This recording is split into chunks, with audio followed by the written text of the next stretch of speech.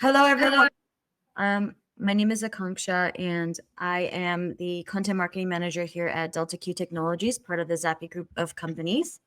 I'd like to welcome you to this session. Please remember that this session is going to be recorded and will be available to watch on demand following this session. If you have any questions during the session, please add them to the Q&A tab, which you will see at the top right of your screen. Note that your questions will be sent privately. And with that, I would like to now introduce our speakers for this session. I'd like to welcome Antonio from Idneo and Alessandro from Delta Q. I will be passing it on to them to introduce themselves and begin the presentation. Thank you. Thanks, Akansha, and thanks everyone to join our call. My name is Alessandro Roveda. I'm a Delta Q sales application engineer, and I can guide you through this presentation focusing on the charger aspects. Okay. Hello to everybody. Thanks, Akanska and Alessandro. And thanks for the audience. Again, my name is Antonio Mollfulleda. I am technical manager of Idneo. Idneo is a company, an engineering company with 3 business units: mobility, medtech, and industrial. I am technical manager of industrial. We provide engineering services of electronic product design from concept to manufacturing. And in the frame of these products, one of the Idneo products that we have just racing, it's a battery management system. And this is the target. The collaboration of this battery management system with Delta Q chargers is the target of this presentation today. Okay. So let me just proceed with the presentation. This is the outline of the presentation. We will focus on the operation of automated gated vehicles, or MARs, autonomous moving robots, on a warehouse or manufacturing plant. Okay, and we will identify what is the problem that they have to face with that, and what is the main problematic thing with the BMS, the batteries, the chargers, etc., and what can we do. Okay. Then the second point, we will talk about autonomous charging, because these machines just move autonomously and they go to charging in an autonomous way and go to work in an autonomous way. Review the charging strategies.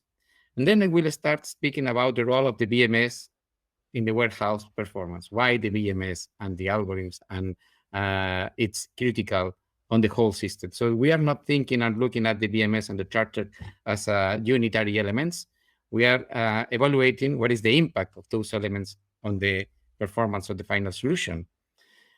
I will link this with a quick review of the algorithms estimating the state of charge, the state of health of the batteries, which is the key parameter of performance. And then I would propose to the audience, maybe some ideas about what could be the future collaboration between charger and the BMS. Okay. Along the presentation, I will may ask some questions, and then Akanska will just raise some polls. So feel free to answer, and we will appreciate your answers on that. Okay. So let's talk about the automatic gated vehicles or autonomous moving robots. What is the difference between them, among them? Automatic gated vehicles, they just do a specific action, and they autonomously work. Autonomous moving robots are moving along the warehouse, okay, whatever they want. In AGV, the robot is moving always in the same direction, with the same route, with the same track, and doing exactly always the same things in an autonomous way, but has not take decision, I'm going to go to this place or to this other place first, okay? The point is, we have evaluated and we have realized that automated gated vehicles is growing, and the forecast is about more than 260,000 units by next year, which is large amount. It's having among the robots world, okay, logistic robots is the most demanded application, okay? But then we were curious, what is the feature that is most requested on an autonomous robot? And then we have found some polls and questionnaires around the internet with some consultancy companies, okay? And the 2 main points here, at first, the durability, reliability of the robot, okay? And then the service response time. So it means they have to work all the time, and they have to work reliably. So if there's some maintenance and they stop in the middle of the plant or whatever, this is a big problem. So among all the questions here that it's about, I think it was, well, the source was Pierre's research group. Okay, that was the research of this pool. Okay, I think tens of companies were asked for that, and nearly 90% answered that the reliability of the robot, it's the most demanded feature and requested. Okay, so let me just explain about how this works. No, in a warehouse, in a plant, in a big room, whatever, there is an inlet or a door in which the robot just get inside, and an outlet, a robot in which they just get outside. Okay, inside, depending of whether if it's AGV or AMR, okay, the robot can have just a well-defined track, or it moves randomly among them. But in any case, it will find some storage stations or some working stations along them, and on each station, the robot can just pick up packets or deliver packets. Okay, so it's both of them, can do both of them. And eventually, in the middle of the plant, you can find some charging stations. Okay, so the point is that the robot is move around, just picking packets, delivering packets, picking packets, delivering packets, moving from here to here, getting inlet and the outlet. Okay, and at some point, the robot decides, okay, my battery life will go off before the next job is finished. So the robot goes to the charging stations and then get charged, and then go back to working to the job again. Okay, here the most interesting thing of the performance, it's the number of trips, of loaded trips that the robot makes up with loaded with a lot of packets, okay, versus the number of empty trips. Okay, what we want is that the number of trips with loaded trips, it's mostly 100, almost 100% of the time. Okay, or we can measure again the number of pickups versus the number of dropouts. Okay, and this is how the warehouse measures the performance. Okay, this means that if a robot is stopped doing nothing, performance it's very bad, you know. And if a robot is just moving thousands of packets every day, the performance is perfect, it's fantastic. So what are the key parameters that define the performance? First of all, the fleet size, number of robots that are working. It's not the same having just one robot that 15 working simultaneously. Okay, if we make it too large, instead of 15, we make 50 or 200 robots, maybe this is not efficient because most of them are doing empty trips. So, okay, and the robot is expensive. Okay, so this is the fleet size is a key parameter. Another key parameter is the number of charging stations. Why? Because let's assume that we have 50 robots moving around. If we have just one charging station, maybe there is a queue of robots waiting for to be charged. This means robots that are stopped doing nothing, so the performance it's lower. No, that's a key point. And then the third point is the charging strategy. We want that the robot is not stop charging battery. We want that the robot is outside working, moving packets. So it's desirable that the robot spends 1% of the time charging and 99% of the time moving packets. But this is not possible. We know that. Your charging time it could take long time. So the charging strategy is also key parameter. Okay. So what can we do? We can add a new robot, AGV.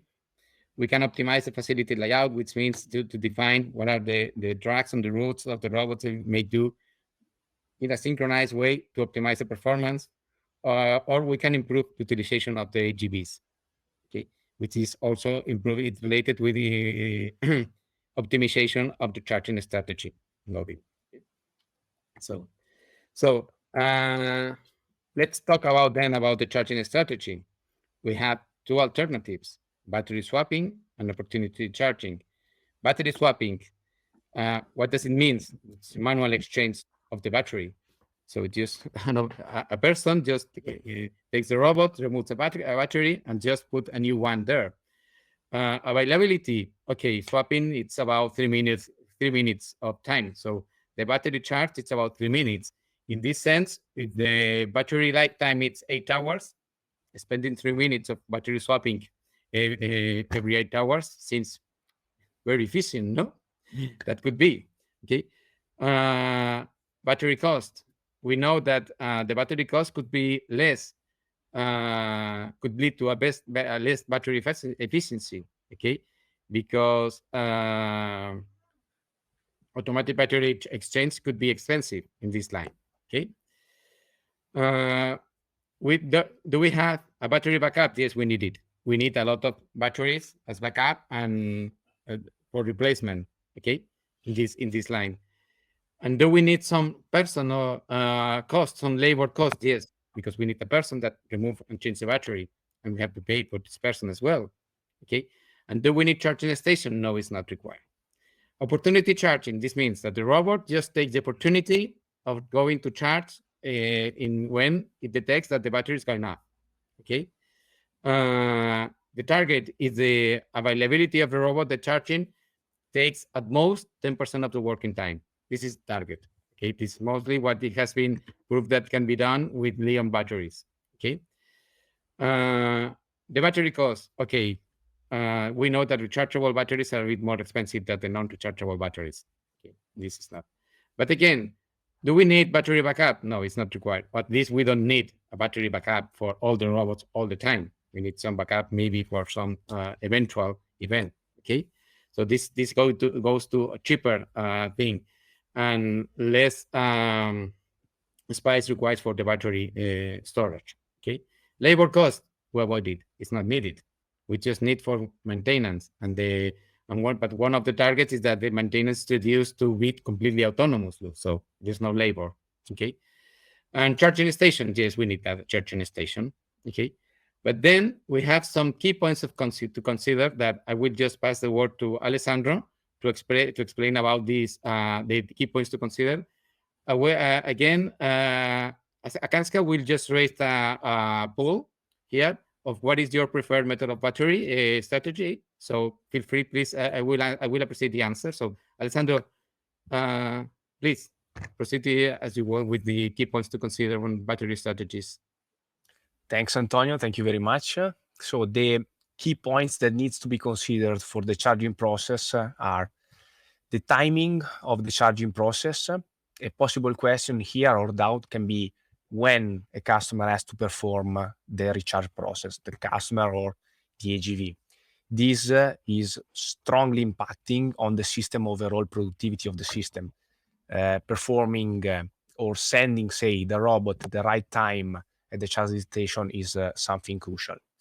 The fast charge, this is a need where the communication between the charger and the BMS is one of the key points. So having a charger and the battery and the BMS fully integrated with the charger doing exactly what the BMS is requiring is extremely important. Another important point is the choice of the proper charging station. Which type of charging station, what power level? So those are questions that are impacting on the system power management and also possible on the phases balancing. Very important to consider. Duration of the charging process, another key point. This is generically a customer requirements, and generically the shorter the better it is. So in this case, very important to have a very powerful charger. Delta Q is going into high power chargers, and for the moment we have a very smart system to manage the chargers in parallel to offer as much as possible powerful charger or powerful solution to our customers. Okay. Here thanks for changing the slide. So we go a little bit on the autonomous charging machine definition. So let's have a quick overview of this. So a definition of the autonomous charging can be that an autonomous machine, such as driverless, automatic or robot forklift, can transport, lift, lower or put away and or retrieve loads without a human operator. what is the autonomous charging? The autonomous charging allows a vehicle to charge without human interaction, and this is mandatory for an autonomous machine. A fully autonomous machine, therefore, requires autonomous charging. Let's quickly take a look on the tips regarding the autonomous charging. So I will just briefly mention those 3 points, and tomorrow I invite everyone to come to the next session where I will be present with my colleague Hendrik, where we will go deeper in detail on those points, but I will start to give you a generic overview of those 3 points. So what are those tips for the moment? So a customer or the charger needs to, better than must, compensate for dirty charge contacts. This is crucial. Having a charger able to automatically compensate or detect dirty contacts is fundamental, I would say, for properly charging the battery at the right target voltage, providing the right current. This is a feature that the Delta Q chargers are able to do. So the Delta Q chargers are able to compensate automatically for dirty contacts without the needs for an operator or a user to manually trick or change the settings of the charger. Another tips is that the charger and the battery should be able to communicate with each other outside of the 2 wires present on the system. Generically speaking, with AGV robots, there are only 2 wires, okay? This is something important to consider, and unfortunately, having a possibility or system with 3 wires or separate router, for instance, can get expensive, and there could be also interference and takes up space in the robot in the machine. Delta Q solution is, or better, Delta Q has implemented a technique to talk over the 2 power lines to charge and to talk between the BMS and the battery at the same time. So very important. Last tip is that the charger should recognize when a robot or a battery is not present and turn off the open spring loaded contacts to prevent safety hazard. This is crucial, and this is very important for the people and for the machine safety. Without this functionality, incidents may happen. For instance, short circuit may happen even in unmanned warehouses where the power lines absolutely needs to be off when the AGV and the chargers are not connected together. So we got our response, our poll, and the method that got the most number of votes was for opportunity charging. Great. Great. Thank you, Kanska. So let's talk about batteries. We are talking about robots. We are talking about charging. Let's talk about batteries. By the way, Kanska will also raise the question along this slide, the explanation. So what is your preferred battery type? Okay. But in general, we have several types of battery and several chemics. We have NMC, we have LFP, lithium-ion, etc. And with different performance in terms of cost or the energy efficiency, which is the amount of energy concentrated in per kilogram, okay, of the battery or per volume of the battery. Okay, we can talk about safety, whether the safety limits to keep the battery safe are wide limits or very stringent limits. So what is the risk of the battery, that chemical in particular, the performance, the specific power that can give, etc. Okay, in general, in what we have seen since we are working on battery management systems in Idneo, is that in the warehouse, in the new applications of warehouse, the logistic robots are mostly targeting lithium ferrophosphate batteries, LFP. And the key point is that the number of cycles of the charging, discharging cycles of this battery is very large until the battery just reduces the performance up to about 80% of the original performance, of the original capacity. It's much more larger than that. So if we measure the battery performance, the throughput, not just the depth of discharge itself, but the depth of the discharge with efficiency, but considering again the life cycles, which is the number of cycles charging, discharging, okay, the cheapest battery is the LFP, lithium phosphate. It's not the one having the best concentration of energy per kilogram. Yes. Not that it's one in this size, okay? But considering the lifetime price of the energy, it's the best one. And this is one of the key points that the people decides to use LFP batteries, okay?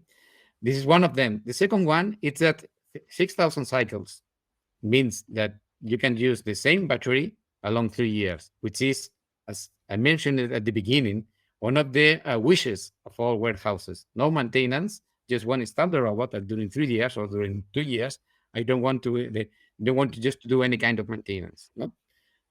So that's a key point.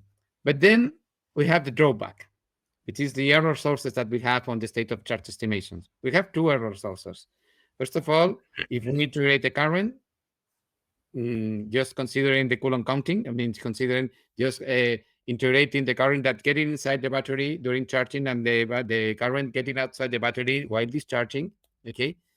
It's not possible to do this measurement without any bias current. It's impossible, even if it's 1 nanoampere. So a long time, this error is getting accumulated, okay? So we have to compensate that or to consider that this error exists. But the other error is the sensitivity of the voltage, because we can measure, again, as well, the state of charge, just considering a table of the voltage, the open circuit voltage of the battery against the state of charge. Of course, this is for static batteries, batteries that are just with no activity. When they are active, charging, discharging, this table, these curves are a bit different one. But using, I will explain next slide, complex algorithm, we can compensate that.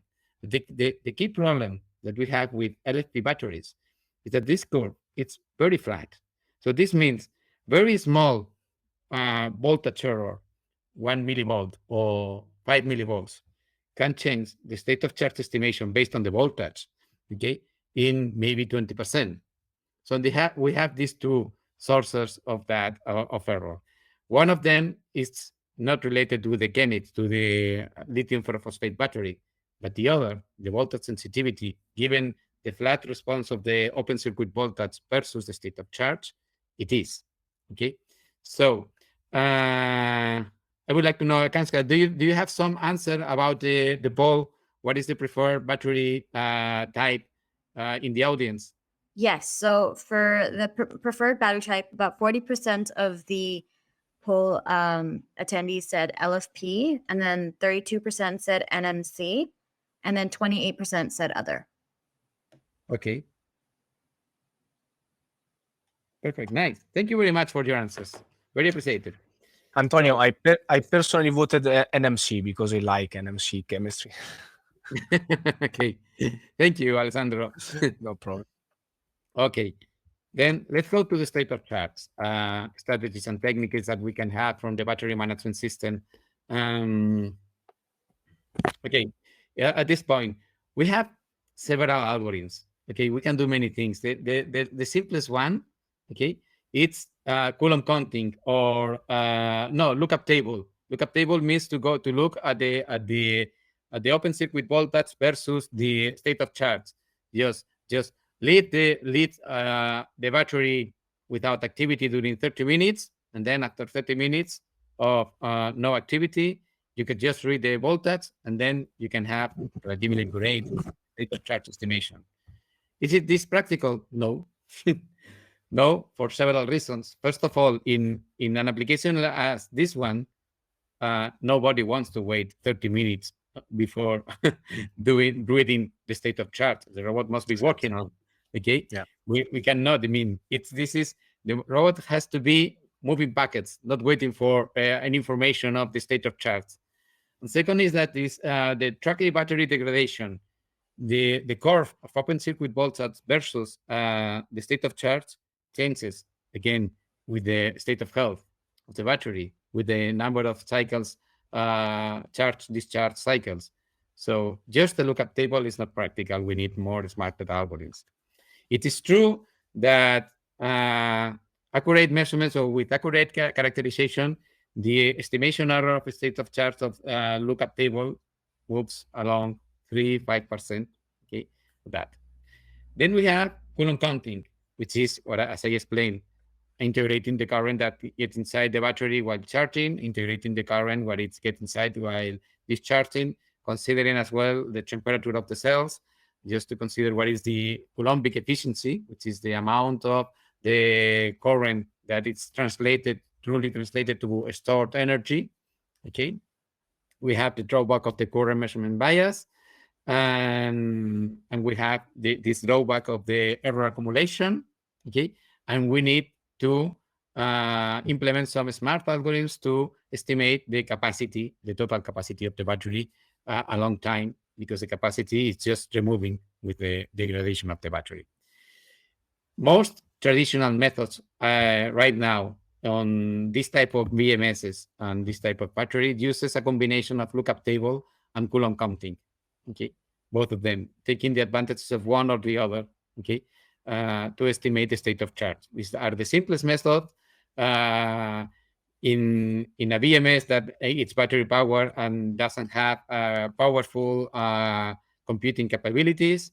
Then it's the simplest things is to do an integration and lookup table and merge both of them in some smart way. Okay, but then we have the next level. Next level, what is state of servers or filter based? This means that we have some electrical circuit models of the battery that responds to the behavior and performance of the battery. Okay, and we can have very accurate doing some measurements in laboratory. We can really extract very accurate models, electrical models of each battery cell or battery type or whatever. Okay. And then what does they do at the filter base or a state of service? They just measure the voltage of the battery while it's working, okay, and then apply the electrical circuit model to extract what is actually the voltage of the battery, and then goes to the lookup table, okay, and extract that. In addition, they also perform Coulomb counting and perform some tracking and the estimation of all these parameters, which are resistors, capacitors, or somehow capacitors, depending if it's linear or non-linear, etc. They define the state of health of the battery as well. So there is also an online method, estimation methods, okay, to keep track of all these parameters along the charging and discharging. Okay, we can mention a lot of algorithms based on what it's called the state of servers, which assume a static implementation of the electrical circuit models, or filter weights, Kalman filters, particle filter, and scent Kalman filters, which assume some stochastical processes. There is some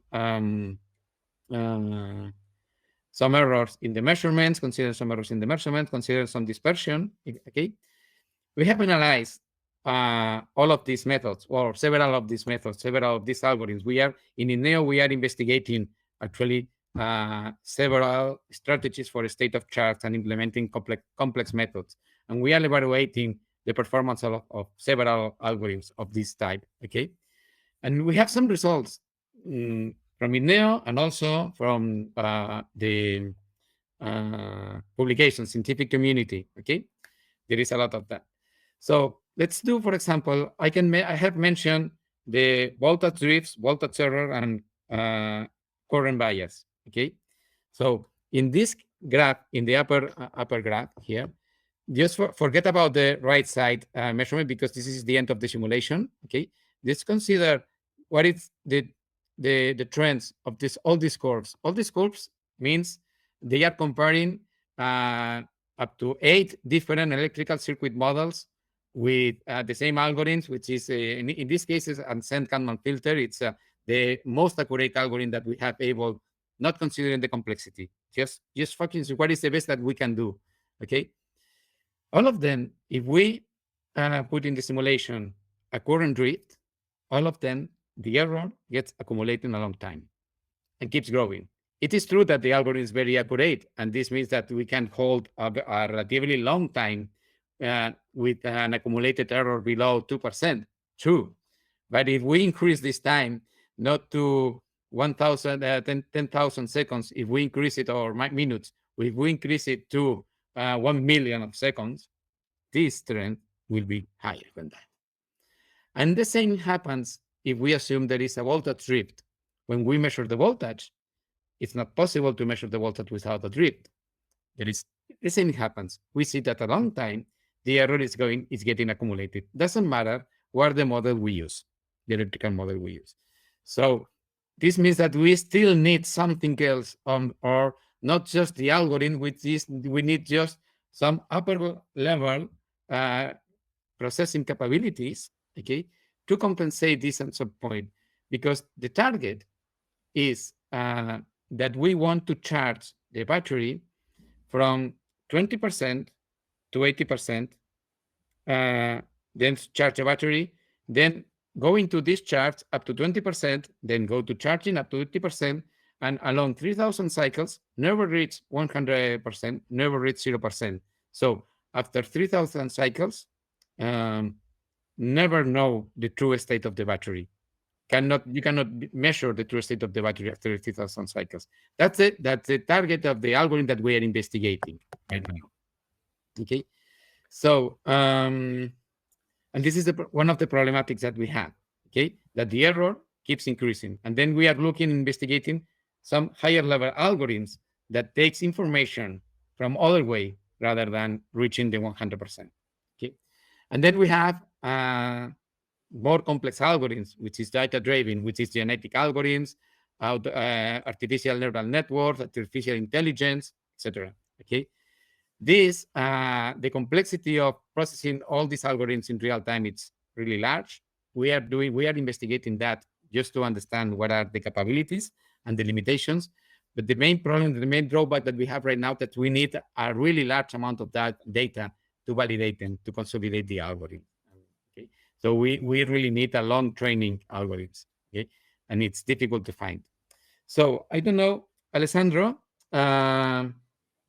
do you think, for example, given that we have identified these problems with the voltage and currents, do you think that the measurements that the charger can do during charging about current and voltages can help the state of charge estimation? I was going to intervene, Antonio, exactly in this direction. So, and I was going, by the way, to tell you the same question. So maybe I can already start to give you my point of view. Delta Q chargers. So I don't want to say that we have the best possible charger in the world, but okay. I'm lucky because I'm hearing from many customers that our chargers are very appreciated because of the precision of the current control and about the precision of the voltage control. This, I believe, is something that for a battery manufacturer or for a battery company is something extremely important.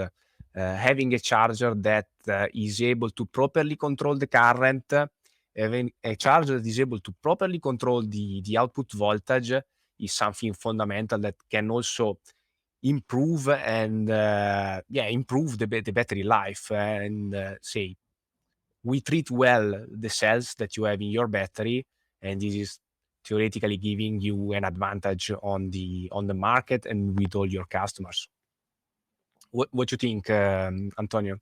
Yeah, no, thank you for answering me. Sorry? Yeah, you go. Okay, no, thank you. I appreciate the answer because I'm very interested, and I'm thinking actually on a collaboration between the charger and the BMS. So the BMS can take advantage of the measurements and metrics of the battery of the charger, and given that they are very accurate, just consider them as well to improve the algorithms in this line. This is also another important point. So the charger and the BMS can also exchange information on the communication side. So not only on the real current measurements, okay, or the real current regulation, okay. The charger and the BMS can also share together the objects can open or also J1939. So all the values communicated by the charger received by the BMS, okay, in terms of current and voltage, okay, to implement those values as a control loop. Okay, so the charger can tell to the battery, I'm charging the battery with X amount of ampere. Okay, the BMS can interpret these values and understand if there is any error in the measurements performed by the BMS or even by the charger. Why not? Okay, this is something that can be developed, that is developed by the customers, by us. Okay, and this is going in the direction of the closed control loop. In this way, again, the charging process is improved.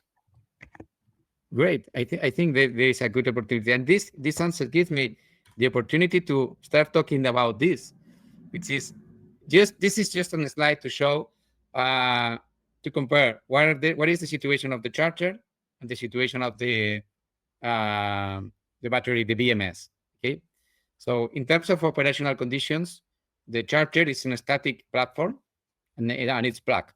Okay, it has a large amount of power.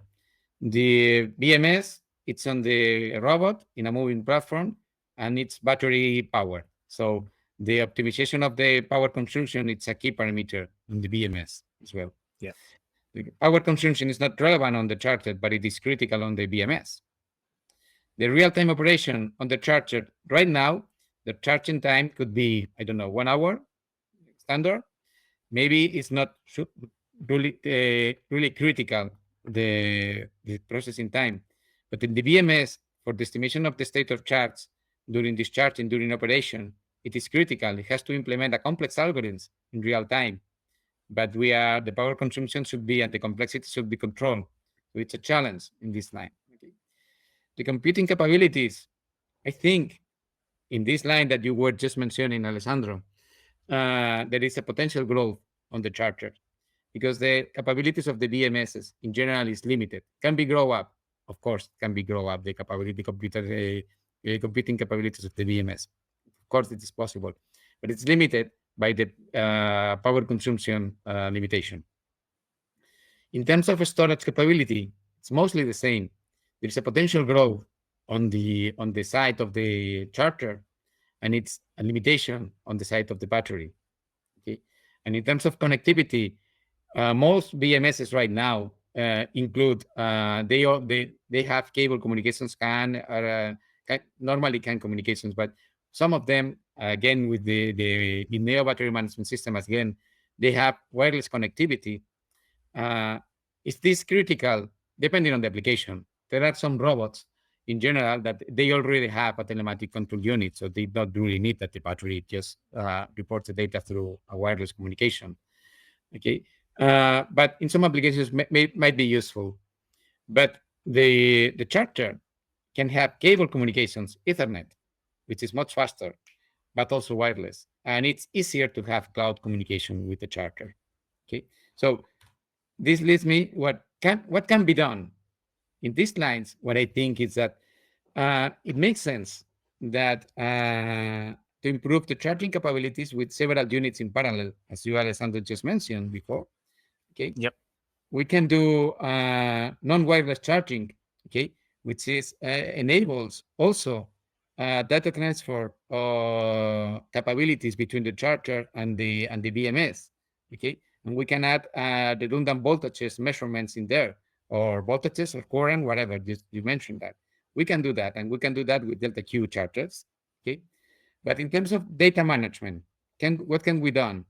We can do complex algorithms that extracts a large amount of data of the batteries, which is assuming the electrical circuit models, complex ones, with complex algorithms behind that. Okay, we can just record data, extract some first level of processing, statistical processing, and when it is connected to the charger, just pass this data. And then the charger can keep and can maintain a digital twin of the battery. Digital twin is the electrical circuit model of exactly that battery with those parameters. Okay. Then in terms of computation, the complex computation, the BMS can do a first level processing given a very well fitted model. But the extraction on online estimation of the parameters of this model can be done by the charger. It has a large amount of time. So it doesn't mean, I'm not saying it doesn't matter the complexity. Of course, there are some limitations, okay? But there's still an opportunity growing in that time, okay? Because if we go to real-time operation, still is critical for the battery, has to be performed in real time. But in the charger side, we can doing some operation during charging, which is large period, and well, it can we can relax in real time. We can work in near real time, working in scripts of data or batch of data. Okay. In terms of storage capability, BMS can store all the data related to one cycle data, one discharge or charge cycle data. But the key point is that the battery, the charger, can keep the data for thousands of cycles with a static storage. This gives us the opportunity to implement higher level algorithms, just looking at the metrics in each charging cycle, okay, looking at the trends and inferring some errors and just fixing them so we can keep accuracy and measurements along 3,000 cycles, because it can be detected that the trend is going that, for example, let's assume that we underestimate the charge of the battery. It can be detected that the time to discharge under similar conditions or charge on the same conditions is lower, and it's getting lower every time, every cycle, and that does not make sense. So we can just having higher level algorithms that just re-estimate the parameters to fix that. And in terms of connectivity, of course, the Delta Q charger, they can have cloud connectivity and keep all this data in cloud. Okay.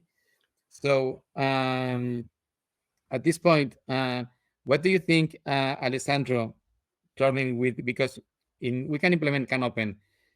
Do you think there is an opportunity with in CanOpen to update it or to integrate the communication of all this data, this first level processing of the battery management system transferred to the charger during charging?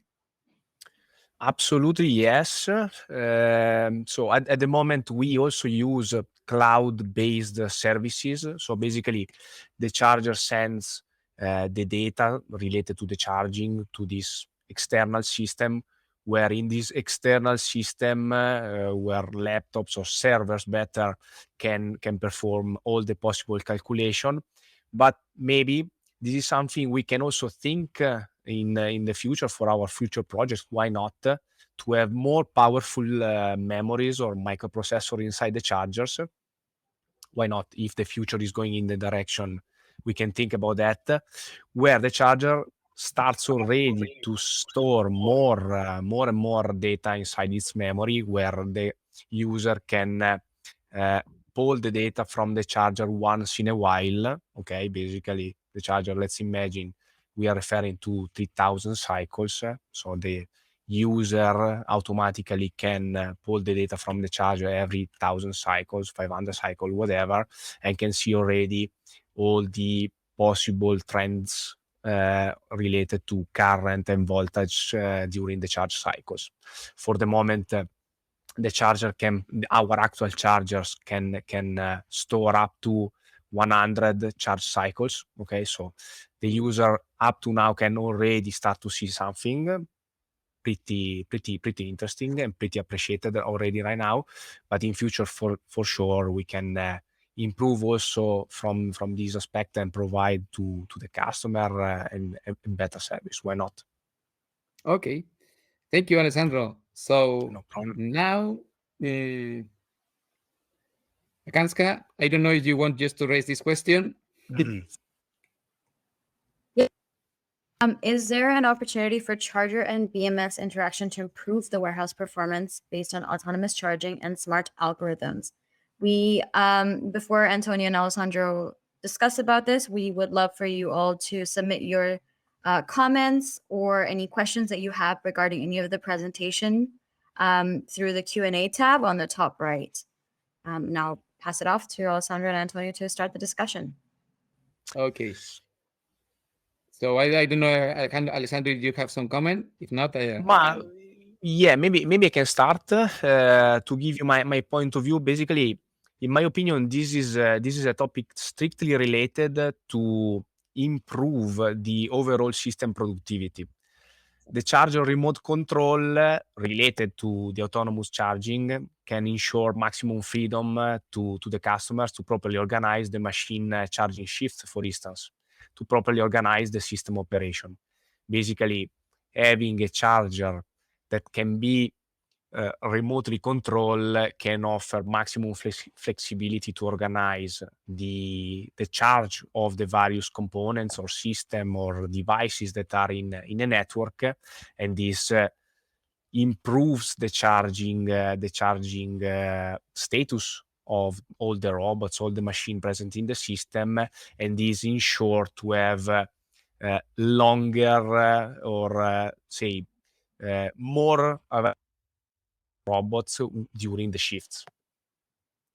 I believe that this is also something that you as Idneo, you are looking for, basically having an overall system productivity increase, basically. Exactly. The point is, for me, it's just let's focus the design of this unit, Charger or BMS, not as a unitary element to generalize, just as a part of a bigger system to optimize the performance of this bigger application. Okay. Yeah. And I just mentioned this part of the robot because I think it's the application I have met that really suffers from this lack of accuracy on the state of charge. And it is proven that optimizing the charging time, okay, reducing it to, I think, 1 hour, depending on the application, but optimizing the charging time versus the operational time, the warehouse can just keep exactly the same performance with 30% less of robots. So this is really an opportunity and ensuring that the end users will be willing to pay for a solution for that. And if it's this means that we can just share the complexity between the charger and the BMS. The BMS. We can just help to solve this problem. And there are normally two units of the elements of the ecosystem that are not critical, not considered critical, but in my opinion, they can become critical if they work in a smart way. That's the key point. Maybe one of the key advantages, say, if a customer wants to, for instance, wants to select a Delta Q charger and a BMS made by Idneo, is that we have already integrated the charger protocol. So a user without effort can already have today a system, battery, charger, fully integrated that is already working perfectly together, and this obviously solve all the problems that the customer may have for the integration of these two crucial components. Exactly. And I think here at this point, Alessandro, that we are aligned because on one side, Delta Q chargers, the CAN-open communication is quite flexible. So you can configure a lot of parameters to interchange with the BMS. It's quite flexible. But on the other side, the Idneo BMS is provided with a firmware framework in which the end user can write their own algorithms on that. So it's open, the firmware framework. We can help them to develop the specific state of charge or a state of health or end user applications. But we can, but this is also open to the end user, so they can optimize that if they want. So this is, I think, that both products are flexible enough to start allowing this transformation of these two units to a more complex units and more smart units. Absolutely. It can also, in my mind, maybe something interesting for the all the people that are listening that we are working together since many years already, some years, Yes. and sometimes it is already happened that we have a common customer, okay, that is having his own charge protocol or say communication protocol, okay. The flexibility between the charger and the BMS ensure the win of the project because the charger and the BMS are already integrated, okay. And if the customer has specific needs with your open, protocol, okay, you can be very fast to integrate all the customer needs, the specific object that the customer may need, okay, and this in no time will grant the customer to have an overall system ready and designed according to his specification. Yes, completely, fully agree. I think we are totally aligned in this point. Akanska, I'm not. It's there 5-10 minutes left, and I would like to, if the audience have just raised some questions or some comments, if it's possible to know if there is some feedback opinion. Yeah, so there's only been one question that we have right now, and just with time, so I think this is the only question we'd be able to answer.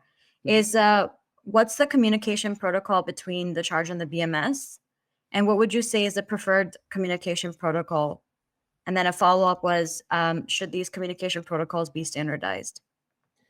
Okay, I will let Alessandro to answer because it's based on CanOpen, and he's the truly expert on CanOpen. He's probably the best person of the world to answer this question. Thanks, Antonio. So we have worked together to integrate the charger, as previously said, to integrate the charger and the BMS communication protocol. Right now, everything is managed by CanOpen communication standard, CanOpen 11 bits identifier. So very simple, but provides already a good amount of data, I would say. So a follow-up is the CAN communication between the charger and BMS defined in a standard, or is it manufacturer specific? This is CanOpen standard, but we are open. We are open, and I believe also Idneo, Antonio, is open to integrate possible customer specific or proprietary communication. Exactly. And are there some standardized parts as part of the manufacturer specific portions or no? Sorry, can you repeat the question? So the question as a follow-up was, if there are manufacturer specific protocols, is there some standardized parts to that? Maybe this is more related to Antonio. What you think? But generically, sometimes customer are having their specific protocol, say proprietary protocols. Yes. I believe Idneo BMSs are able to quickly adapt their communication protocol versus the customer system, a VCU or a system intelligence, we can say. Exactly. The point, the Neo BMS can work with CAN communications, then CanOpen goes over CAN, can work with RS485, can go with USB, Bluetooth, Wi-Fi. We allowed a lot of communication links, standard ones. And those standard ones are one of the key points of low-cost electronics, because if you go to something really specific, then the electronics becomes a bit more expensive. Then from the software side, as I mentioned, it's we have this open framework in which we can just program a specific protocol under the specifications. So at the end, some customer is interested to say, this is my protocol. We can just sign a no-disclosure agreement. They will pass the specifications, and then we can implement any kind of protocol and software in general. So Perfect. Thank you. So that will conclude our session. If you would like to know more about Idneo or Delta Q, you can visit the virtual expo booth to learn more about both of our companies. And now, if you would like to just make your way through the next session, which is a panel discussion for market trends in battery technology. Thank you. Thank you, very everybody. much. Bye-bye. Goodbye.